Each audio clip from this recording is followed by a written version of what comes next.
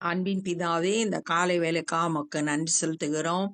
ஆண்டவரே, இந்த காலை நேரத்துல கூட உம்மை நோக்கி பார்க்க ஆண்டவரே நீங்க கொடுத்த கிருபைக்காக உமக்கு நன்றி செலுத்துகிறோம். உம்மை நன்றியோடு துதிக்கிறோம். என்னை நோக்கி பாருங்கள், அப்பொழுது ரட்சிக்கப்படுவீர்கள் என்று சொல்லியிருக்கிறீர். ஆண்டவரே, நாங்கள் உம்மை நோக்கி பார்க்கிறோம். இ- ஆண்டவரே, உம்முடைய கரம் எங்களை ஆசீர்வதித்து வழி நடத்தும்படியாய் ஜெபிக்கிறோம். எல்லா தீமைக்கும் எங்களை விலக்கி காத்துக் கொள்ளுங்க. உம்முடைய செட்டையின் மறைவுக்குள்ளாய் எங்களை மறைத்து பாதுகாத்துக் கொள்ளுங்க. இந்த நாளின் வேத தியானத்தை எங்களுக்கு ஆசீர்வதிங்க. நேசிக்கிற இயேசு கிறிஸ்துவின் இனிய நாமத்தில் கேட்கிறோம் பிதாவே, ஆமென். அப்போஸ்தலர் 28வது அதிகாரம் 15வது வசனம். அவ்விடத்தில் உள்ள சகோதரர்கள் நாங்கள் வருகிற செய்தியை கேள்விப்பட்டு, அவ்விடத்தில் உள்ள சகோதரர்கள்னா ரோமாபுரிக்கு இப்ப அவங்க வந்துட்டாங்க. அங்க இருக்கிற விசுவாசிகள் பவுலும் அவரோடு கூட வந்திருக்கிற உடன் ஊழியர்களும் வந்திருக்கிற செய்தியை கேள்விப்பட்டு சிலர் அப்பியுபுரம் வரைக்கும், சிலர் 3 சத்திரம் வரைக்கும் எங்களுக்கு எதிர்கொண்டு வந்தார்கள். அவங்கள பார்க்கிறதுக்காக வர்றாங்க. அவர்களை பவுல் கண்டு தேவனை ஸ்தோத்தரித்து தைரியம் அடைந்தான். பவுலுக்கு அந்த விசுவாசிகளை பார்க்கும்போது ஆண்டவருக்கு நன்றி சொல்லி அதன் மூலம் ஒரு தைரியம் கிடைக்குது. தனக்காக ஜெபிக்கிறதுக்கு, தன்னோடு கூட ஐக்கியப்படுறதுக்கு ஒரு விசுவாச கூட்டத்தை பார்க்கும்போது அவருக்குள்ள ஒரு தைரியம் உண்டாகுது. நாங்கள் ரோமாபுரியில் சேர்ந்த போது 100க்கு அதிபதி தன் காவலில் இருந்தவர்களை சேனாதிபதியினிடத்தில் ஒப்பு கொடுத்தான். இவங்களை கப்பல்ல அந்த கைதிகளை 100க்கு அதிபதி தான் பொறுப்பெடுத்து கூட்டிட்டு வந்தான். அவன் தன்னோட ரோமாபுரிக்கு வந்த உடனே தன்னுடைய கடமையை முடிச்சு சேனாதிபதி இடத்துல ஒப்பு கொடுக்கிறான். அப்பொழுது பவுல் தன்னை காத்திருக்கிற சேவகருடனே தனித்து குடியிருக்கும்படி உத்தரவு பெற்று கொண்டான். தனியா ஒரு வீட்டுல தனக்கு ஒரு காவலரோடு வீட்டு காவல்ல தனித்து இருக்கும்படியா பெர்மிஷன் வாங்கிக்கிட்டாரு பவுல். 3 நாளைக்கு பின்பு பவுல் யூதரில் பிரதானமானவர்களை வரவழைத்தான். ரோமாபுரியில இருக்க யூதர்கள்ல முக்கியமான ஆட்களை தன்னிடத்துல கூப்பிடுறாரு. அவர்கள் கூடி வந்திருந்த போது அவன் அவர்களை நோக்கி, சகோதரரே, நம்முடைய ஜனங்களுக்கும் நம்முடைய முன்னோர்களின் முறைமைகளுக்கும் விரோதமானதொன்றையும் நான் செய்யாமல் இருந்தும் கட்டப்பட்டவனாக எருசலேமிலிருந்து ரோமர் கைகளில் ஒப்பு கொடுக்கப்பட்டேன். நம்முடைய ஜனங்களுக்கும் அப்படின்றது யூதர்களுக்கும் நம்ம முன்னோர்கள் கடைபிடித்து வருகிற முறைமைகளுக்கும் விரோதமா நான் எதையும் செய்யல. நான் கட்டப்பட்டவனா, சிறை கைதியா எருசலேம்ல இருந்து இப்ப ரோமாபுரிக்கு கொண்டு வந்து ரோமர்களோட கையில ஒப்பு கொடுக்கப்பட்டிருக்கேன். அவர்கள் என்னை நியாயம் விசாரித்த போது மரணத்துக்கு ஏதுவான குற்றம் ஒன்றும் என்னிடத்தில் காணாதபடியினால் என்னை விடுதலையாக்க மனதாயிருந்தார்கள். பவுல ஏற்கனவே விசாரணை பண்ணாங்க. பெஸ்து என்ற தேசாதிபதி விசாரணை பண்ணா, யூதருடைய ராஜாவும் ஏற்கனவே விசாரணை பண்ணி ஒரு குற்றமும் நாங்க காணவில்லை அப்படின்னு சொல்லிட்டு சொன்னாங்க. 25வது அதிகாரம் 11வது வசனத்துல, அப்போஸ்தலர் 26வது அதிகாரம் 31 வசனங்கள் எல்லாம் பார்த்தோம்னா, மரணத்துக்கு ஏதுவான தப்பும் ஒன்னும் செய்யல, காவல்ல வைக்கிறதுக்கான தப்பும் பவுல் செய்யல அப்படின்னு சொல்றாங்க. என்னை விடுதலையாக்க மனதாயிருந்தார்கள். அவங்க விசாரணை செய்துட்டு விடுதலையாக்குறதுக்கு ஆயத்தமா இருந்தாங்க. யூதர்கள் அதற்கு எதிர் பேசின போது, ஆனா யூதர்கள் அதற்கு அனுமதிக்கல. ஒரு குற்றமும் இல்லைன்னு சொன்னா கூட யூதர்கள் வந்து நம்ம ஏற்கனவே பார்த்தோம், இவனை அகற்றும் அப்படின்னு சொல்லிட்டு கூச்சலிட்டாங்க அப்படின்னு சொல்லிட்டு பார்த்தோம். அதனால யூதர்கள் எதிர்ப்பு தெரிவித்ததுனால நான் ராயனுக்கு அபயமிட வேண்டியதாயிற்று. நான் ராயனை நோக்கி கூப்பிட்டேன். ஆயினும் என் ஜனத்தார் மேல் யாதொரு குற்றம் சாட்ட வேண்டுமென்று நான் அப்படி செய்யவில்லை. என் இனத்தார் யூதர்களை குற்றஞ்சாட்டுறதுக்காக நான் ரோமாபுரி வரல, நான் அப்படி செய்யல, ராயனுக்கு அபயமிடல, குற்றப்படுத்தணுன்றதுக்காக நான் இதை செய்யல. இந்த காரியத்தின் நிமித்தமே உங்களை காணவும் உங்களுடனே பேசவும் உங்களை அழைப்பித்தேன். நான் மேல எந்த குற்றமும் இல்லை அப்படின்றத காட்டுறதுக்காகவும் பேசுறதுக்காகவும் உங்களை அழைத்தேன் அப்படின்னு சொல்ற.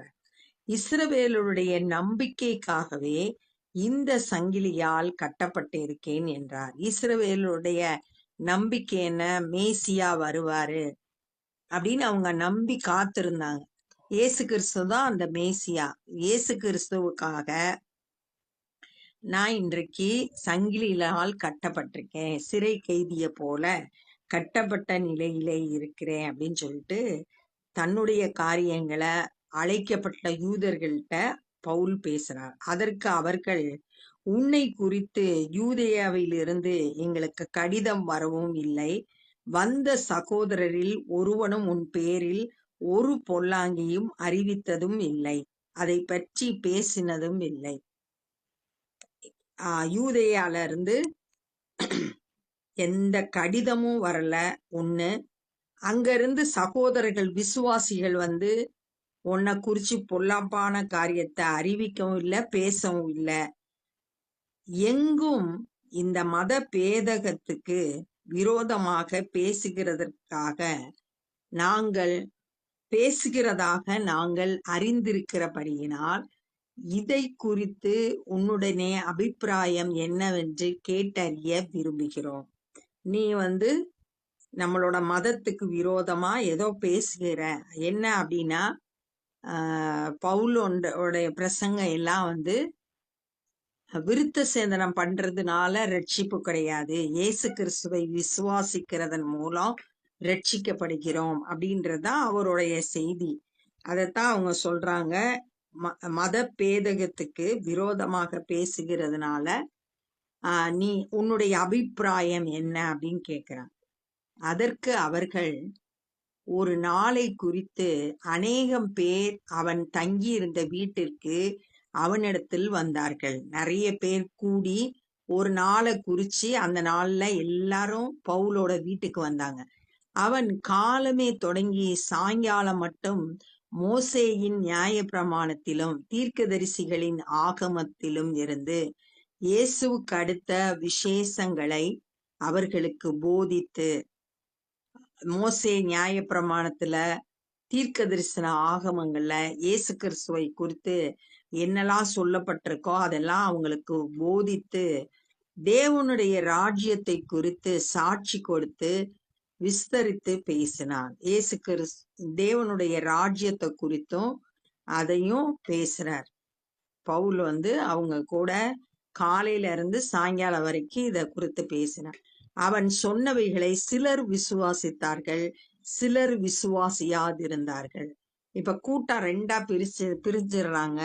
ஒரு கூட்டம் விசுவாசிக்கிறாங்க பவுல் சொன்னத, இன்னொரு கூட்டம் விசுவாசிக்கல. இப்படி அவர்கள் ஒருவரோடு ஒருவர் ஒவ்வாமல் இருந்து, ஒருத்தருக்கு ஒருத்தர் ஒத்து போகல. ஏன்னா ஒரு கூட்டம் விசுவாசிக்குது, ஒரு கூட்டம் விசுவாசிக்கல. அது ஒவ்வாமல் இருந்து புறப்பட்டு போகையில் பவுல் அவர்களுக்கு சொன்ன வாக்கியமாவது, எல்லாம் கிளம்புறாங்க புறப்படுறதுக்கு. அந்நேர பவுல் இந்த கூட்ட மக்களை பார்த்து பேசுறார். நீங்கள் காதார கேட்டும் உணராதிருப்பீர்கள், கண்ணார கண்டும் பாராதிருப்பீர்கள். காதுல கேக்குறீங்க, ஆனா உணர்வடையல. கண்ணுல பாக்குறீங்க, ஆனா உங்களால பார்க்க முடியல. இவர்கள் கண்களினால் காணாமலும் காதுகளால் கேளாமலும் இருதயத்தினால் உணர்ந்து குணப்படாமலும் நான் இவர்களை ஆரோக்கியமாக்காமலும் இருக்கும்படிக்கு இந்த ஜனத்தின் இருதயம் கொளுத்திருக்கிறது. காதுகளினால் மந்தமாய் கேட்டு தங்கள் கண்களை கொண்டார்கள் என்று இந்த ஜனத்தினிடத்தில் போய் சொல்லு என்று பரிசுத்த ஆவி ஏசாயா தீர்க்கதரிசியை கொண்டு நம்முடைய பிதாக்களுடனே நன்றாய் சொல்லி இருக்கிறார்.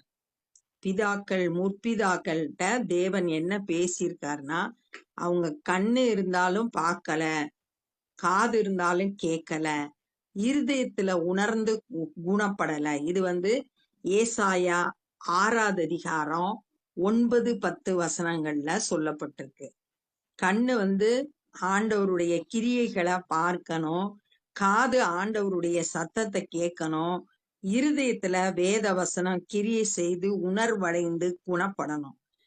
நான் இவர்களை ஆரோக்கியமாக்காமலும் இருக்கும்படிக்கு, உணர்ந்து குணப்படாமலும் ஆரோக்கியப்படாமலும் இருக்கும்படியா இந்த ஜனத்தின் இருதயம் கொளுத்திருக்கிறது. ஜனத்தோட இருதயம் உணர்வு இல்ல. வேத வசனத்தை கேட்கும் போது பாவ உணர்வு அடைஞ்சு தங்களோட பாவத்தை அறிக்கை செய்து மனம் திரும்பி குணப்படுதல்ல. ஏன்னா இருதயம் கொளுத்திருக்கு. இருதயம் கொளுத்திருக்கும் போது வேத வசனம் உள்ள கிரியை செய்யாது. பெருமையான எண்ணங்கள் இருக்கும்போது ஆண்டவர் பேசுகிற சத்தத்தை நம்மளால கேட்க முடியாது. காதுகளினால் மந்தமாய் கேட்டு, காது இருக்கு ஆனா சரியா கர்த்தருடைய சத்தத்தை அவங்களால கேட்க முடியல. தங்கள் கண்களை மூடிக்கொண்டார்கள். கண்களை மூடிட்டா பார்க்க முடியாது. சங்கீதம் 119:18 வேதத்துள்ள மகத்துவங்களை பார்க்கும்படி என் கண்களை திறந்தருளும் சங்கீதக்காரர் சொல்றாரு. இங்க கண்கள் குருடாக்கப்பட்டிருக்கு. தேவனுடைய செயல்களை அவங்களால பார்க்க முடியல, கண்ணை மூடிக்கொண்டு இருக்கிறார்கள் என்று இந்த ஜனத்தினிடத்தில் போய் சொல்லு என்று பரிசுத்த ஆவி ஏசாயா தீர்க்கதரிசியை கொண்டு நம்முடைய பிதாக்களுடனே நன்றாய் சொல்லி இருக்கிறார். அவர் சொன்னது கரெக்டான காரியம். ஏன்னா ஜனங்கள் யூதர்கள் இயேசு கிறிஸ்து செய்ததெல்லாம் பார்த்தாங்க, அவர் பேசின வார்த்தைகளை கேட்டாங்க. ஆனா உணர்வடையல, இயேசுவ தேவனுடைய குமாரன் அப்படின்னு ஏற்றுக்கொள்ளல. அதனாலதான் அவங்க இருதயம் கொளுத்திருக்கு, காதுகள் மந்தமா கேக்குது, கண்ணை மூடிக்கொண்டு இருக்கிறாங்க அப்படின்னு சொல்ற. ஆதலால் தேவனுடைய ரட்சிப்பு புறஜாதிற்கு அனுப்பப்பட்டு இருக்கிறதென்றும் அவர்கள் அதற்கு செவி கொடுப்பார்கள் என்றும் உங்களுக்கு தெரிந்திருக்க கடவது. யூதர்கள் இயேசு கிறிஸ்துவை புறக்கணித்தார்கள். ஆனா புறஜாதியினர் இயேசு கிறிஸ்துவை விசுவாசித்து தேவனுடைய ரட்சிப்பை பெற்று கொண்டாங்க. அந்த புறஜாதியினர் இயேசு கிறிஸ்துடைய வார்த்தைய செவி கொடுத்து அதை ஏற்றுக்கொண்டதுனால ரட்சிப்பை பெற்று கொண்டாங்க. இப்படி அவன் சொன்ன போது யூதர்கள் தங்களுக்குள்ளே மிகவும் தர்க்கம் பண்ணி கொண்டு போய்விட்டார்கள். அங்க இருந்த யூதர்கள் இதெல்லாம் கேட்டுட்டு ஒருத்தருக்கு ஒருத்தர் வாக்குவாதம் பண்ணி அப்படியே அந்த இடத்த விட்டு கடந்து போயிட்டாங்க. இயேசு கிறிஸ்து பவுல் மூலம் சொல்லப்பட்ட வேத வசனங்களை, இயேசு கிறிஸ்துவை குறித்த சத்தியங்களை அவங்க ஏற்றுக்கொள்ளாம தர்க்கம் பண்ணி அந்த இடத்த விட்டு கடந்து போனாங்க. பின்பு பவுல் தனக்காக வாடகைக்கு வாங்கியிருந்த வீட்டிலே 2 வருஷம் முழுவதும் தங்கி தன்னிடத்தில் வந்த யாவரையும் ஏற்றுக்கொண்டு, ஒரு வாடகைக்கு வீட்டெடுத்து ரோமாபுரியில 2 வருஷம் தங்கி இருந்து யாரெல்லாம் தங்கிட்ட வர்றாங்களோ அவங்களெல்லாம் ஏற்றுக்கொண்டு மிகுந்த தைரியத்துடனே தடையில்லாமல் தேவனுடைய ராஜ்யத்தை குறித்து பிரசங்கித்து கர்த்தராகிய இயேசு கிறிஸ்துவை பற்றிய விசேஷங்களை உபதேசித்து கொண்டிருந்தான். ரொம்ப தைரியமா சுவிசேஷ பணியை செய்தாரு. எந்த தடையும் கிடையாது. தேவனுடைய ராஜ்யத்தை குறித்து பேசுகிறாரு. இயேசு கிறிஸ்துவ பற்றிய உபதேசங்களை உபதேசித்து கொண்டிருந்தார். விசேஷங்களை இயேசு கிறிஸ்துவனிடத்துல எதெல்லாம் விசேஷமா இருக்குது அப்படின்றத உபதேசமா உங்களுக்கு பண்ணாரு. அப்ப இந்த நாள்ல நம்ம ரோமாபுரியில பவுல் எப்படி ஊழியம் செய்தார் அப்படின்றத தியானிச்சோம். ரோமாபுரிக்கு வந்தாங்க. வந்த பிறகு அந்த பட்டணத்துல இருக்கிற யூதர்களை கூப்பிட்டு பவுல் அவங்க கூட பேசுறாரு. நான் எந்த ஒரு மரணத்துக்கு ஏதுவான தவறும் செய்யல அப்படி. யூதர்கள் என்ன விசாரித்தாங்க. ஆனா ரோம அதிகாரிகள் என்ன விசாரித்தாங்க, ஒரு குற்றமும் காணல. ஆனா யூதர்கள் என்னை எதிர்த்து பேசினதுனால நான் ராயனுக்கு அபயம் விட்டேன். குற்றம் குற்றம் சாட்டணுன்றதுக்காக ராயனிடத்துல அபயம் இடல. என்னுடைய காரியங்களை சொல்றதுக்காகத்தான் ராயனுக்கு அபயம் விட்டேன் அப்படின்னு சொல்றாரு. நான் உங்களை எல்லாம் பார்க்கவும் பேசவும் உங்களை எல்லாம் யூதர்களை எல்லாம் அழைத்தேன் அப்படின்னு சொன்னாரு. இஸ்ரவேல் மக்களுடைய நம்பிக்கைக்காக மேசியா வாகிய இயேசு கிறிஸ்துவுக்காக நான் இந்த சிறை கைதியா சங்கிலிகளால கட்டப்பட்டிருக்கேன் அப்படின்னு சொல்லிட்டு சொல்றாரு. அவங்க இதை கேட்டுக்கிட்டு இருந்த யூதர்கள் எருசலேம்ல இருந்து எங்களுக்கு கடிதமோ யாரும் உன்னை பத்தி எதுவுமே பேசல அப்படின்னு சொல்லிட்டு சொல்றாங்க. ஆனா நீ உன்னுடைய பற்றி நாங்க அறிந்து கொள்ள விரும்புகிறோம் அப்படின்னு சொல்லும்போது பவுல் அவங்களுக்கு மோசே நியாய பிரமாணத்திலையும் தீர்க்க தரிசன ஆகமங்கள்லையும் இயேசு கிறிஸ்துவை குறித்து என்னெல்லாம் சொல்லப்பட்டிருக்கோ அதெல்லாம் அவங்களுக்கு போதித்து தேவனுடைய ராஜ்யத்தை குறித்து சாட்சி கொடுத்து பேசினா அதை சிலர் விசுவாசித்தாங்க, சிலர் விசுவாசிக்கல. அப்ப பவுல் சொல்றாரு, உங்களுக்கு கண் இருந்தும் காணல, காது இருந்தும் கேட்கல, இருதயம் உணர்வடையல. ஏன்னா இருதயம் கொளுத்து இருக்குது, காது மந்தமா கேக்குது, கண்ணை மூடிக்கிட்டு இருக்கீங்க. அது அப்படின்னு சொல்லிட்டு பரிசுத்த ஆவியானவர் ஏசாயா தீர்க்கதரிசி மூலம் நன்றாய் சொல்லி இருக்கிறார் அப்படின்னு சொல்லிட்டு பவுல் பேசுறாரு. இந்த இஸ்ரவேல் மக்கள் இயேசு கிறிஸ்துவை புறக்கணித்ததுனால புறஜாதியினருக்கு போய் சுவிசேஷம் அறிவித்து அவங்க ஏற்றுக்கொண்டாங்க, இயேசுவை ஏற்றுக்கொண்டாங்க, ரட்சிப்பை பெற்றுக்கொண்டாங்க.